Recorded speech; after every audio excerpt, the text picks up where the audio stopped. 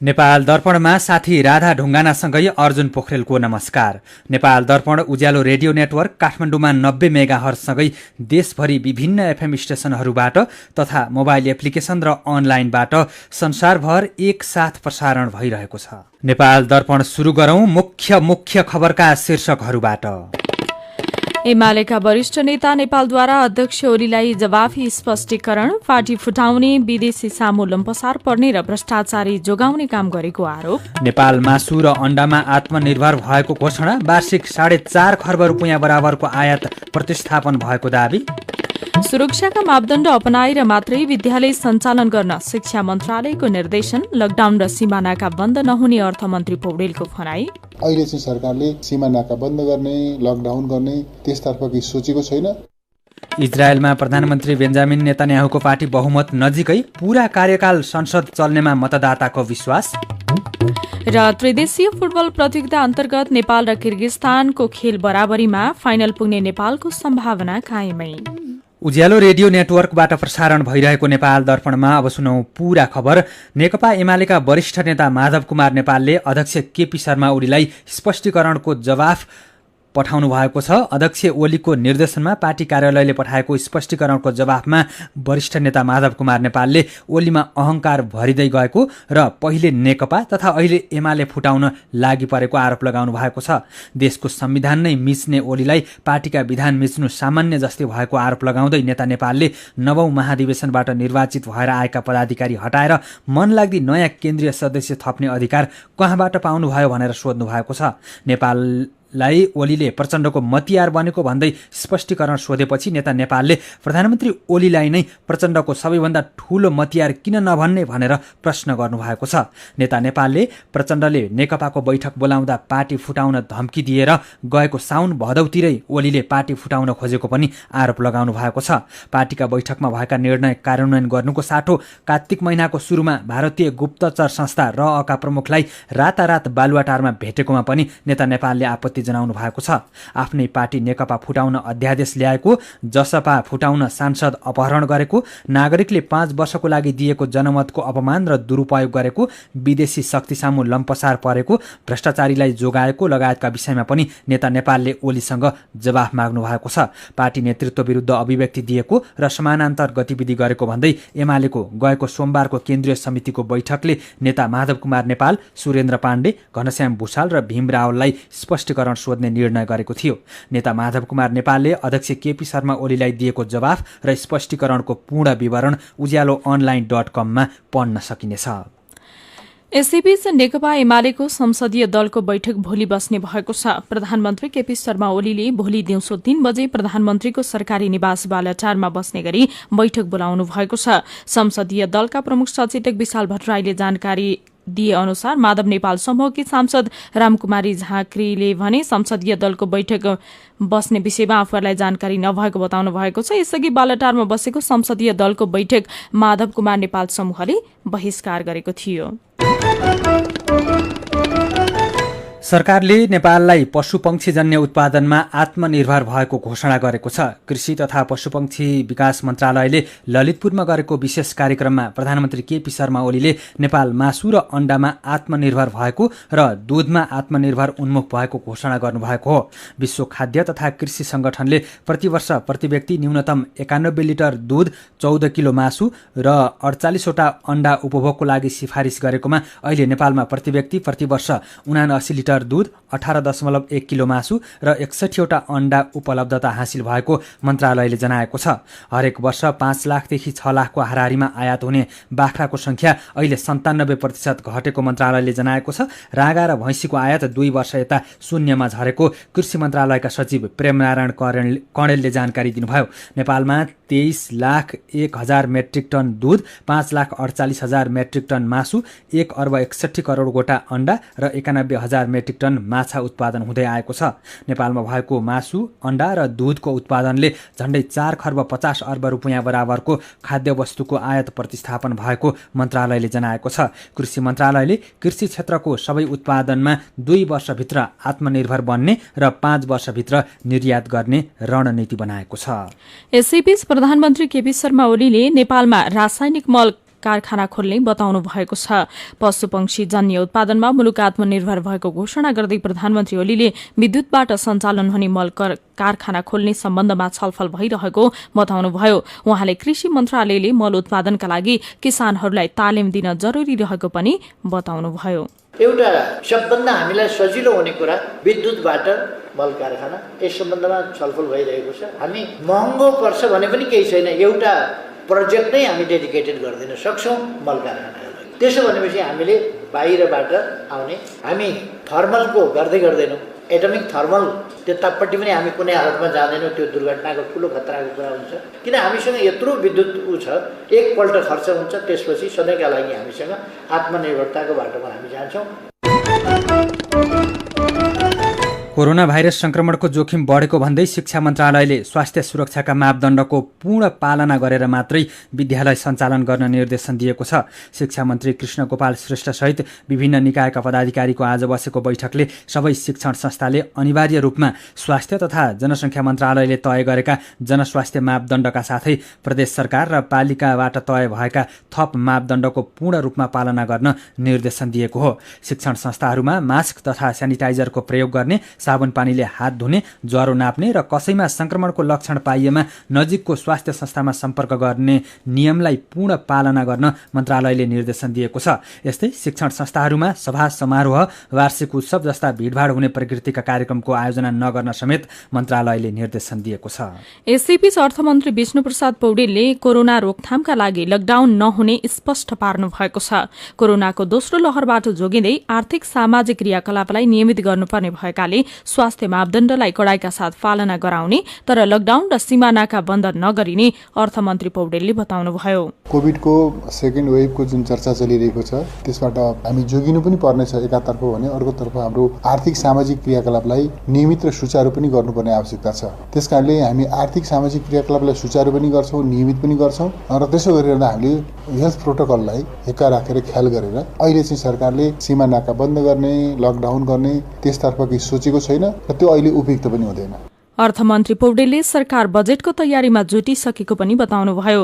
Corona पछिको आर्थिक पुनरुत्थान, रोजगारी सिर्जना लगायतका विषयमा केन्द्रित भएर बजेट निर्माण गरिने पनि अर्थमन्त्री पौडेलले जानकारी दिनुभएको छ। कोरोना विरुद्धको खोप खरिदका लागि बजेटको अभाव हुन नदिने पनि अर्थमन्त्री पौडेलले स्पष्ट पार्नु भएको छ। महोत्तरीमा 1 महिना अघि सुतेको खाट सहित बेपत्ता भएका मुसाफिर झा दम्पतिको शव फेला परेको छ। पिपरा गाउँपालिका 5 का मुसाफिर झा र उहाँकी पत्नी गीता देवीको महोत्तरीको पिपरा गाउँपालिका 2 मा गाडीको अवस्थामा शव फेला परेको जिल्ला प्रहरी कार्यालय महोत्तरीले जनाएको छ। फेला परेको शव हराइरहेका झा दम्पतिकै भएको प्रहरीले पुष्टि गरेको छ। 5 फिट गहिरो खाडलमा गाडिएको अवस्थामा शव फेला परेको प्रहरीले जनाएको छ। यसअघि दम्पतिको अपहरण गरेको भन्दै प्रहरीले 4 जनालाई पक्राउ गरेको थियो। यसैबीच बलात्कारपछि हत्या गरिएकी बैतडीकी भागरथी भट्ट र अभियुक्तको डीएनए मिलेको छ। आज आएको रिपोर्टमा अभियुक्तको डीएनए र मृतकको भजाइनल स्वाबबाट निकालिएको डीएनए मिलेको प्रहरीले जनाएको छ। जिल्ला प्रहरी कार्यालय बैतडीले राष्ट्रिय विधि विज्ञान प्रयोगशालामा गरिएको परीक्षणमा डीएनए मिलेको जानकारी दिएको छ। गएको माघ 21 गते विद्यालय गएकी भागरथीको बलात्कारपछि हत्या भएको थियो। बलात्कार र हत्याको आरोपमा पक्राउ परेका अभियुक्त दिनेश भट्टलाई जिल्ला अदालत बैतडीको आदेशपछि पूर्वपक्षको लागि बाल सुधार गृह डोटीमा राखिएको छ। सीधा कुरा प्रश्न विचार, यो हो उज्यालो रेडियो नेटवर्क काठमाडौँमा 90 मेगाहर्ज। नेपाल दर्पणमा कुराकानीसँगै खबरको सिलसिला बाँकी नै छ, सुन्दै गर्नुहोला। तपाईँ अहिले रेडियो, मोबाइल एप्लिकेशन र अनलाइनबाट प्रसारण भइरहेको उज्यालो रेडियो नेटवर्कको नेपाल दर्पण सुन्दै हुनुहुन्छ। यतिन्जेल हामीले एमालेका वरिष्ठ नेता नेपालद्वारा अध्यक्ष ओलीलाई जवाफी स्पष्टीकरण, पार्टी फुटाउने, विदेशी सामु लम्पसार पर्ने र भ्रष्टाचारी जोगाउने काम गरेको आरोप, नेपाल मासु र अण्डामा आत्मनिर्भर भएको घोषणा, कोरोना महामारीको कारण लकडाउन र सीमा नाका बन्द नहुने अर्थमन्त्री पौडेलको भनाई लगायतका खबर प्रस्तुत गर्यौं। नेपाल दर्पणमा अब बाँकी प्रसंग।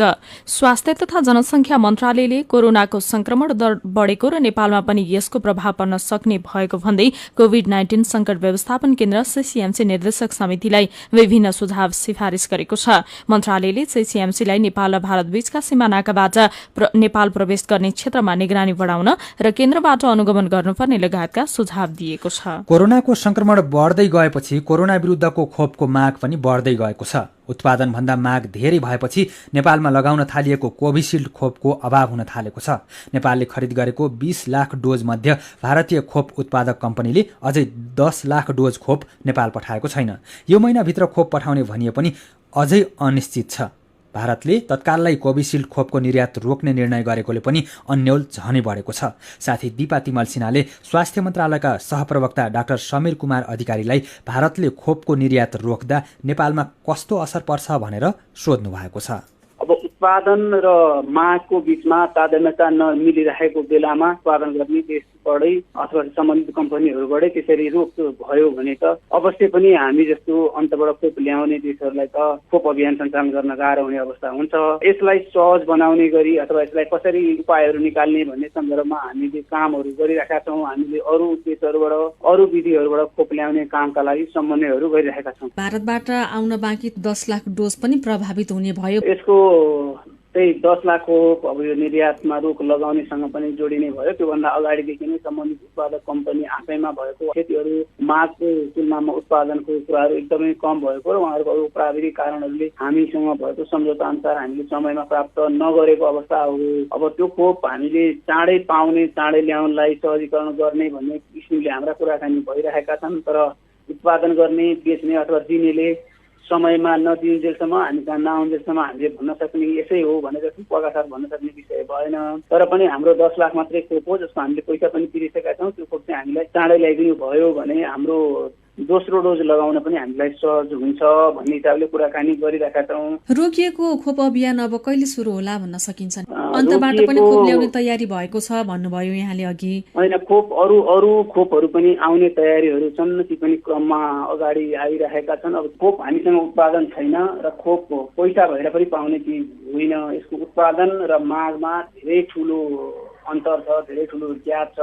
हामीले ती चुनौतीहरूका बावजुद गर्न सक्ने प्रयासहरू चाहिँ सरकारले सरकारी तवरबाट गर्दैछौँ। अब अहिले हामीले पहिलो डोज लगाएको जुन खोप लगाएको दोस्रो डोज त्यही खोप लगाउने गरी कामहरू गर्नुपर्ने छ। अहिलेसम्म अध्ययनहरूले केही नै कुराहरू भनिरहेका छन्। विश्व स्वास्थ्य संगठनले यो कोभिसिल्डको पहिलो मात्राले 70% काम गर्छ भनेर नै सिफारिस गरेको छ। स्वास्थ्य मन्त्रालयलाई भनेको छ वैशाख 7 गतेदेखि दोस्रो मात्रा दिने भन्ने पनि अब दिने कि नदिने भनेर छलफल पनि सुरु भएको छ। के हुन्छ त अब? कुनै पनि सरकारले लिने निर्णय अथवा प्राविधिक विषयका निर्णयहरू चाहिँ प्राविधिक विज्ञहरूको सल्लाह सुझाव र उहाँहरूले दिनुभएको आधार प्रमाणहरूका आधारमा मात्रै हुन्छ। हामी यो अहिले सबै रोग पनि नयाँ, यसका उपचार विधिहरू खोपहरू यसका विधिहरू पनि सबै नयाँ भइरहेको अवस्थामा त्यसरी अब पहिलो डोज अर्को खोप लगाएको र पछि अर्को खोप लगाउन मिल्ने अवस्था भयो भने अथवा पहिलो डोज लगाएकैमा 80% काम गर्छ भन्ने हिसाबले त्यसरी रिकमेन्डेसनहरू आए अथवा विज्ञहरूको त्यसरी सल्लाह सुझावहरू आए भने त सरकारले विज्ञहरूको निर्णय अनुसार निर्णय लिएर कार्यान्वयन गर्नुपर्ने अवस्था हुन्छ।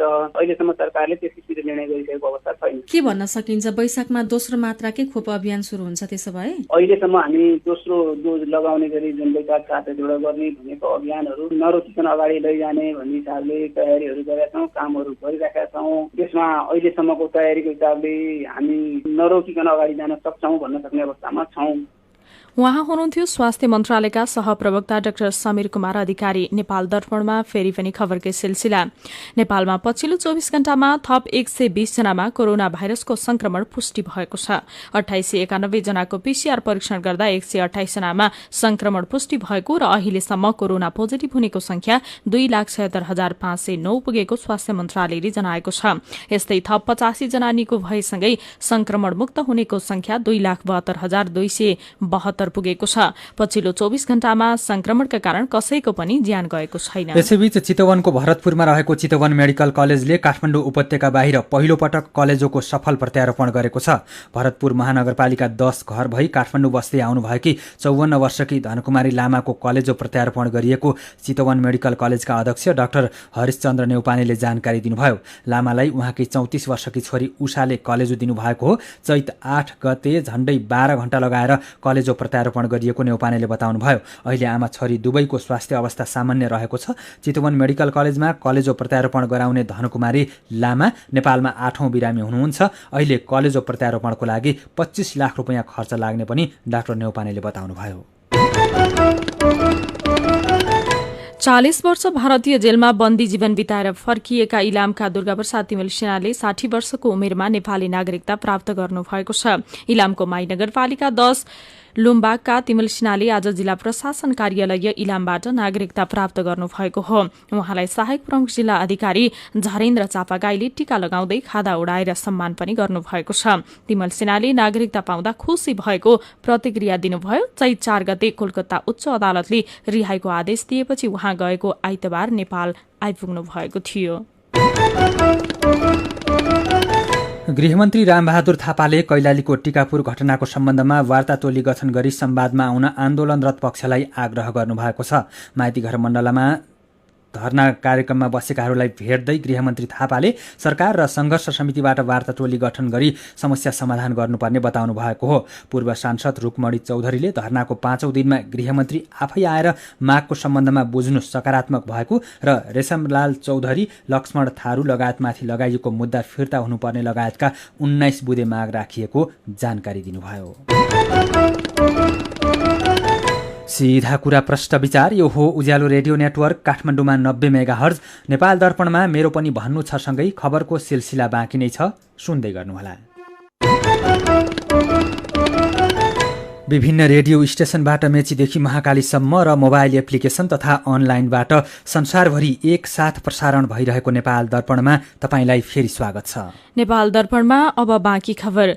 पर्सिदेखि 4 दिनका लागि बेनी जोमसोम सडक खण्ड बन्द हुने भएको छ। कालीगण्डकी करिडोर अन्तर्गत बेनी जोमसोम सडक खण्ड अन्तर्गत मुस्ताङको थासाङ गाउँपालिका 4 काभ्रेभिर र कैको खुलामा बिग्रिएको सड़क मर्मत गर्नुपर्ने भएकाले पर्सि शनिबारदेखि 17 गते मंगलबारसम्म कुनै पनि गाड़ी नचल्ने मुस्ताङका प्रमुख जिल्ला अधिकारी हिरादेवी पौडेलले जानकारी दिनुभयो। यो सड़क खण्डको अरू कुनै विकल्प नभएकाले यो सड़क खण्ड भएर आवत जावत गर्ने यात्रु भने समस्यामा पर्ने भएका छन्। बाँके राष्ट्रिय निकुञ्जले खोरमा थुनेर राखेको पाटे बाघ भागेपछि उच्च सतर्कता अपनाएको छ।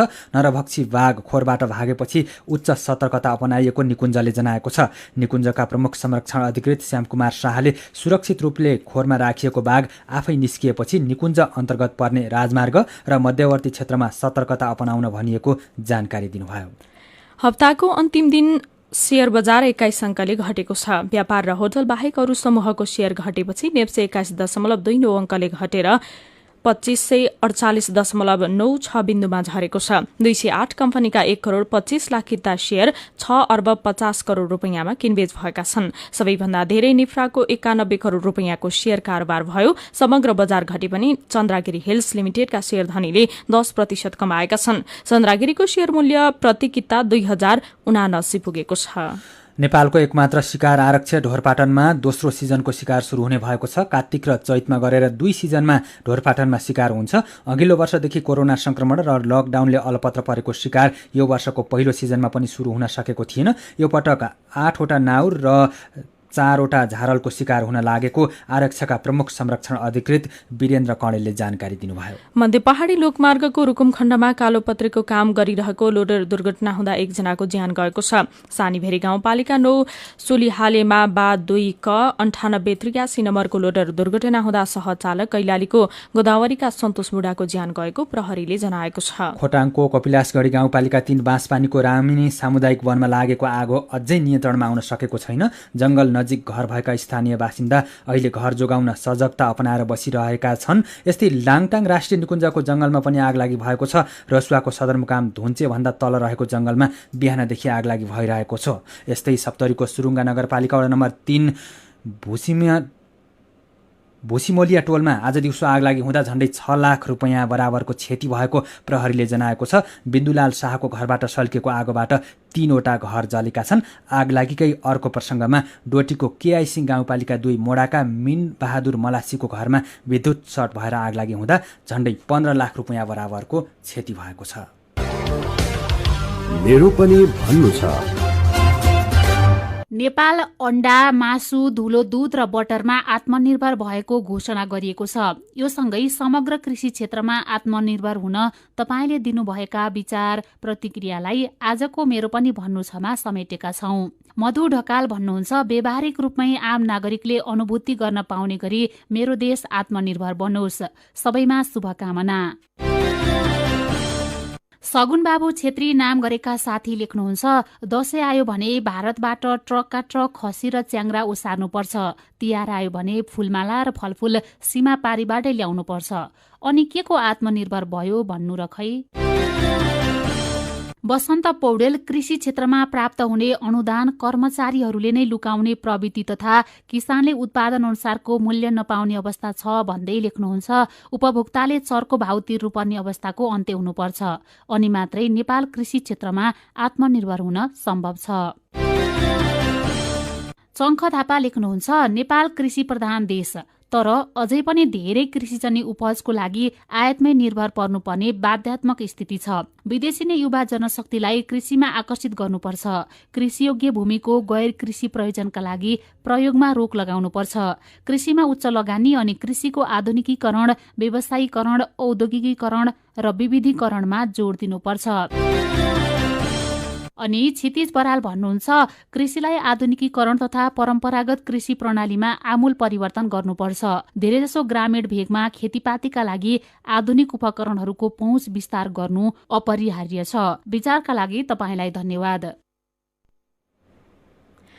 मेरो पनि भन्नु छ प्रस्तुत गर्दै हुनुहुन्थ्यो साथी जानुका दुवाडी। नेपाल दर्पणमा अब विदेशका खबर। इजरायलमा भएको संसदीय चुनावमा प्रधानमन्त्री बेन्जामिन नेतान्याहुको पार्टी बहुमत नजिकै पुगेको छ। 120 सीटको लागि भएको चुनावको 90% मतगणना सकिँदा नेतान्याहुको दलले 52 सीटमा जित हात पार्ने अनुमान गरिएको अन्तर्राष्ट्रिय सञ्चार माध्यमले जनाएका छन्। प्रधानमन्त्रीको दलले अर्को सानो दलसँग मिलेर सरकार बनाउने सम्भावना बलियो रहेको छ। इजरायलमा पछिल्लो 2 वर्षमा अहिले चौथो पटक चुनाव भएको हो। राजनैतिक अस्थिरताका कारण पटक पटक चुनाव गर्नु परे पनि अब भने पूरा कार्यकाल संसद चल्ने मतदाताले विश्वास गरेका छन्।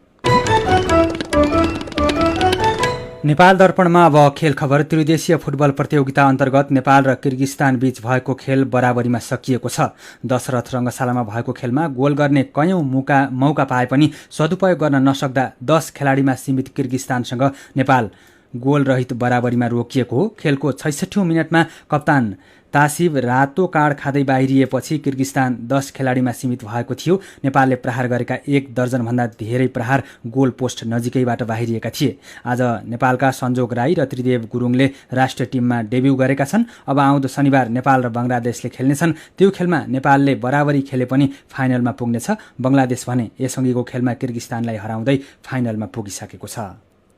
नेपाली क्रिकेटर सन्दीप लामिछाने इङ्ल्याण्डको घरेलु क्रिकेट प्रतियोगिता खेल्ने भएका छन्। आफूले इङ्ल्याण्डको भिटालिटी T20 ब्लास्ट प्रतियोगिता खेल्ने पक्का भएको लामिछानेले ट्वीट मार्फत जानकारी दिएका छन्। सन्दीपलाई बोर्सेस्टर सायर र्यापिड्सले अनुबन्ध गरेको छ। यो प्रतियोगिता खेल्ने सन्दीप पहिलो नेपाली खेलाडी हुन्। प्रतियोगिता आउँदो जुन महिनादेखि शुरू हुनेछ। खेल खबरसँगै उज्यालो रेडियो नेटवर्कबाट प्रसारण भइरहेको नेपाल दर्पणको समय सकिनै लागेको छ। बिदा हुनु अघि आजका मुख्य खबरका शीर्षकहरू फेरि एकपटक। एमालेका वरिष्ठ नेता नेपालद्वारा अध्यक्ष ओलीलाई जवाफी स्पष्टीकरण, पार्टी फुटाउने, विदेशी सामु लम्पसार पर्ने र भ्रष्टाचारी जोगाउने काम गरेको आरोप। नेपाल मासु र अण्डामा आत्मनिर्भर भएको घोषणा, वार्षिक 4.5 खर्ब रुपियाँ बराबरको आयात प्रतिस्थापन भएको दावी। सुरक्षाका मापदण्ड अपनाएर मात्रै विद्यालय सञ्चालन गर्न शिक्षा मन्त्रालयको निर्देशन, लकडाउन र सिमानाका बन्द नहुने अर्थमन्त्री पौडेलको भनाई। इजरायलमा प्रधानमन्त्री बेन्जामिन नेतान्याहुको पार्टी बहुमत नजिकै, पूरा कार्यकाल संसद चल्नेमा मतदाताको विश्वास। र त्रिदेशीय फुटबल प्रतियोगिता अन्तर्गत नेपाल र किर्गिस्तानको खेल बराबरीमा फाइनल पुग्ने नेपालको सम्भावना कायमै। आजको नेपाल दर्पण सकिएको छ। प्रविधिमा साथ दिने साथी सङ्घर्ष विष्टसँगै हामी राधा ढुङ्गाना र अर्जुन पोखरेल पनि बिदा हुन्छौँ। कोरोनाको जोखिम कायमै रहेकोले सुत्नु अघि पनि साबुन पानीले मिची 20 सेकेन्डसम्म हात धुन नबिर्सनुहोला। नमस्कार।